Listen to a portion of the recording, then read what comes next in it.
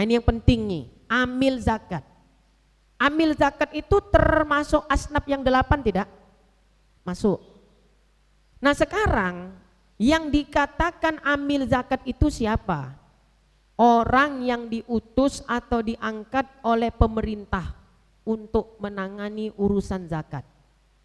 Berarti kalau kita perhatikan konteks-konteks kita fikih pada umumnya, ya, pengurus zakat yang hanya diangkat oleh BKM atau kepala desa itu tidak layak disebut amil. Jelas? Yang layak disebut amil harus terdaftar di KUA atau di Baznas. Jadi, ya, ini penting. Untuk petugas amil zakat di Masjid Baitur Rahman ini, kan udah ada namanya itu kan. Mulai sekarang catat itu nama-namanya, berapa orang, 15 orang, 20 orang. Nah, itu yang kita ajukan di KUA atau Baznas. 5 tahun sekalinya daftarnya. Jangan sampai tidak didaftar.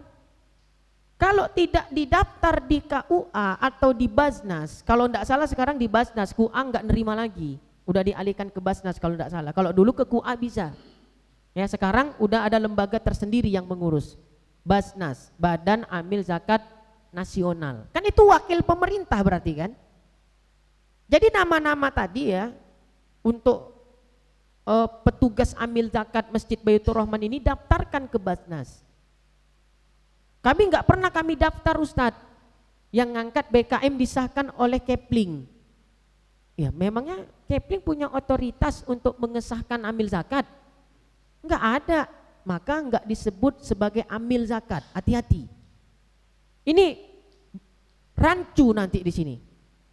Ya, kalau sekiranya tidak didaftar di Baznas, maka dia tidak disebut amil.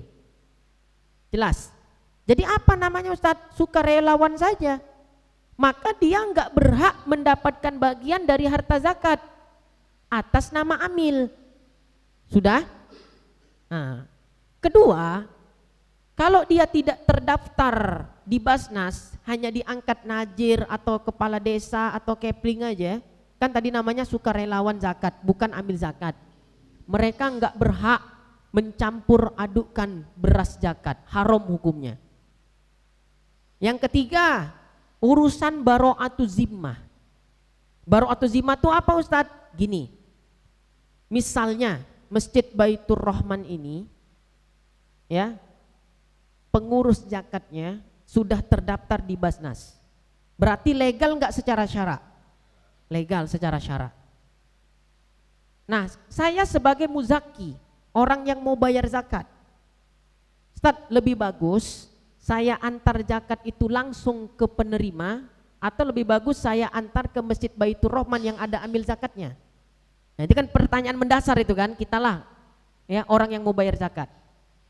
Pendapat yang paling kuat di dalam madhab Syafi'i, ya, pendapat yang paling kuat di dalam madhab Syafi'i, kalau sekiranya pengurus zakat di Masjid Baitur Rahman ini terdaftar di Baznas, berarti legal secara syarak, lebih bagus Bapak Ibu bayar zakatnya diantar ke amil zakat di sini daripada menghantarnya langsung ke orang yang berhak menerima. Jelas? Tapi kalau pengurus zakat di Masjid Baitur Rahman ini tidak terdaftar di Baznas, berarti mereka tidak legal disebut sebagai amil zakat. Jangan sebut amil zakat. Maka urusannya kepada baro'atu zimmah. Ya, kalau memang nggak terdaftar, kita sebagai orang yang mau bayar zakat lebih bagus kita antar langsung kepada orang yang berhak menerima daripada kita antar ke panitia zakat yang tidak terdaftar. Ada baro'atu zimmahnya. Apa dampaknya? Kalau sekiranya harta zakat kita nggak sampai kepada orang yang berhak menerima, entah dikorupsi atau apalah, kan gitu kan? Ya, di akhirat kita tetap dituntut, dianggap kita belum bayar zakat.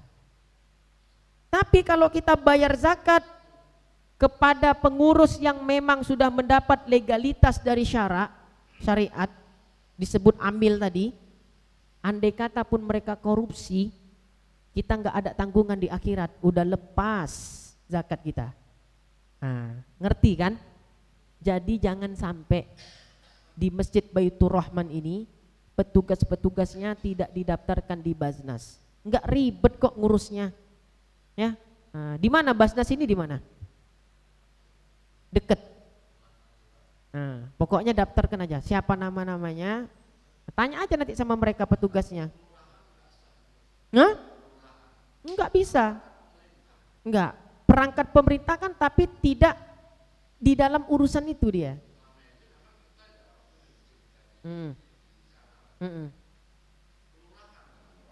Ya, dulu sebelum ada Basnas, yang punya legalitas itu KUA, kan gitu kan?